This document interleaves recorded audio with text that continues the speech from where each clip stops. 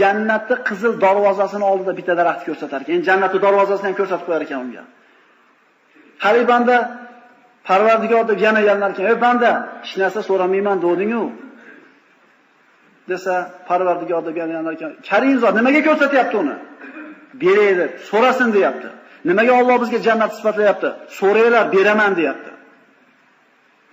Uni bergandan keyin jannatning darvozasi, qizil oltindan bo'lgan darvozasining oldida turib, jannatiylarning ovozlarini, jannatning hidini, haroratini his qilgandan keyin Parvardigor endi kirsam der ekan. Alloh azza va jalla kirgizar ekan, so'radar ekan. "Menga mana bu, senga o'sha, menga mana bu, so'ra." So'ragani senga insonning aqli to'xtab qolar ekan.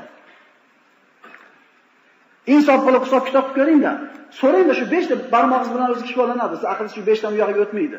Mana bo'lsa, u yoqqa to'xtab qoladi. Endi nima so'rasam ekan? Insonning aqli to'xtab qolganda rozi bo'ldingmi banda der ekan. So'raganingga 5 baravar, 10 baravar deganda Musa alayhisalom Parvardigor bu hech narsa olmagan bandang shuncha narsa olsa. Sal dadilroq olgani nima oladi desa, uni hali ko'rgan ko'z, eshitgan quloq yo'q, insonning aqli bavar qilmaydi dedi. Bu hech narsa olmagan. Jannatni 8 ta eshigi bor deyiladi hadislarda. Ro'zadorlar eshigi, namozxonlar, sadaqa qilganlar, Allohning ifodason qilganlar, har bir kishini ana shu aytilgan 8 sifatdan bittasi bo'lsa, o'sha sifat bilan o'sha eshikdan chaqirar ekan. "Ey palonchi ro'zadorlar, kiringlar bu yoqqa" der ekan. Inshaalloh. "Ey palonchi namozxonlar, kiringlar bu yoqqa" der ekan. Bitta odamda 2 ta yoki 3 ta sifat jamlanib qolar ekan.